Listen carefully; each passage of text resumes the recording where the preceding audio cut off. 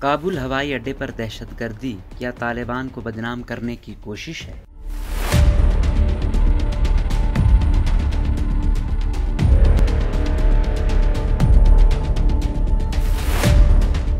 افغانستان میں 15 اگست کو طالبان کے غلبہ حاصل کرنے کے بعد 26 اگست کو پہلی مرتبہ ہونے والے خودکش دھماکے، جن میں 13 امریکی فوجیوں سمیت 90 افراد ہلاک ہوئے، اس کی ذمہ داری نام نہاد تنظیم دولت اسلامیہ نے قبول کر لی ہے۔ ان دھماکوں کی ذمہ داری قبول کرنے کے ساتھ دولت اسلامیہ کی طرف سے یہ دعویٰ بھی کیا گیا کہ وہ کابل کے ہوائی اڈے پر طالبان اور امریکی فوج کی سخت ترین سیکیورٹی میں بھی اپنی کارروائیاں سر انجام دے سکتے ہیں۔ 15 اگست کو کابل پر قبضے کے بعد سے طالبان کابل میں امن و امان کی صورتحال کو قابو میں رکھنے کو بڑے فخری انداز میں پیش کر رہے ہیں۔ انہوں نے کابل کی سڑکوں پر اپنے انتہائی تربیت یافتہ کمانڈو، جن میں بدری 313 اور جیش الفتح شامل ہیں، کا گشت کروایا تاکہ شہر میں تحفظ کا احساس پیدا کیا جا سکے۔ کابل ایئرپورٹ پر سیکیورٹی کی ناکامی کا ذمہ دار طالبان امریکی فوج کو قرار دیتے ہوئے کہتے ہیں کہ ہوائی اڈے کی سیکیورٹی امریکی فوج کے ہاتھوں میں ہے۔ کابل کے ہوائی اڈوں پر حملے سے دولت اسلامیہ نے ایک تیر سے دو شکار کرنے کی کوشش کی اور یہ تاثر دیا کہ امریکہ اور طالبان دونوں حملوں کی پیشگی وارننگ کے باوجود ان کو روکنے کے اہل نہیں ہیں، لیکن ان حملوں سے دولت اسلامیہ پر جہادی حلقوں کی طرف سے تنقید بھی کی جا رہی ہے اور انہیں احمق قرار دینے کے ساتھ کہا جا رہا ہے کہ وہ اسلام اور مسلمانوں کو نقصان پہنچا رہے ہیں۔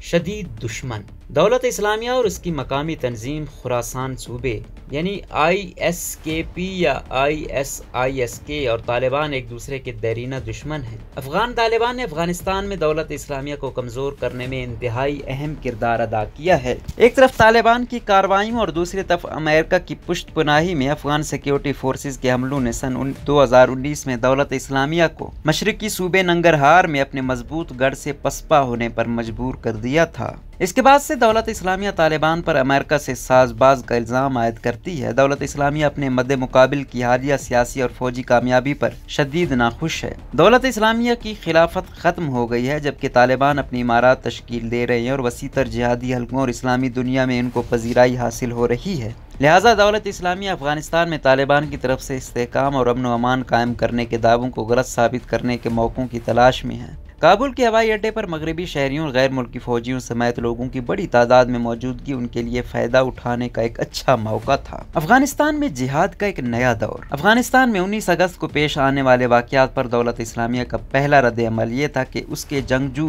جہاد کا ایک نیا دور شروع کرنے کی تیاری کر رہے ہیں اور ساتھ ہی انہوں نے طالبان کی مذمت کی۔ اگست کی 26 تاریخ کو انہوں نے ملک میں جہاد جاری رکھنے کا عزم کا اعلان کیا۔ پروپیگنڈے کے محاذ پر دولت اسلامیہ طالبان کی مذہبی ساکھ کو خاص طور پر جہادی حلقوں اور عام طور پر وسیع تر اسلامی دنیا میں نقصان پہنچانے کی کوشش کر رہے ہیں اور انہیں امید ہے کہ اس طرح وہ طالبان کی صفوں میں موجود شدت پسند عناصر جو ان کی موجودہ حقیقت پسندانہ پالیسیوں سے خوش نہیں ہیں، ان کی ہمدردیاں بھی حاصل کرنے میں کامیاب ہو جائیں گے۔ دولت اسلامیہ کا کہنا ہے کہ قطر کے دارالحکومت دوحہ کے پرتعیش ہوٹل میں ہونے والے خفیہ معاہدوں کے بعد امریکہ نے افغانستان کو چاندی کی پلیٹ میں رکھ کر طالبان کو پیش کر دیا۔ انہوں نے اپنے دیرینہ دشمن کو خطے میں واشنگٹن کی اصل کٹ پتلی کے طور پر پیش کرنے کی کوشش کی، جو واشنگٹن کے کہنے پر خطے کے اصل جہادیوں کے خلاف لڑے گا۔ دولت اسلامیہ جو عالمی ذرائع ابلاغ کی توجہ پر پھلتی پھولتی ہے، ہو سکتا ہے اس بات سے بھی پریشان ہو کہ اس وقت عالمی ذرائع ابلاغ کی تمام تر توجہ طالبان پر ہے اور وہ کابل ہوائی اڈے کی طرح کی بڑی کارروائیاں کرنے کا موقع ڈھونڈ رہی ہو تاکہ وہ ایک مرتبہ پھر عالمی سطح پر شاید سرخیوں میں جگہ بنا سکیں۔ سن 2019 میں طالبان اور افغانستان کی سرکاری فوج کی کارروائیوں سے دولت اسلامیہ پسپا ہونے پر مجبور ہو گئی تھی، لیکن ایک سال بعد ہی دوبارہ یہ اپنے آپ کو منظم کرنے میں کامیاب ہو گئی اور سن 2021 میں اس نے اپنی کارروائیاں شروع کر دیں، لیکن افغانستان میں اس کی کارروائیوں میں تیزی سے اونچ نیچ آتی رہی۔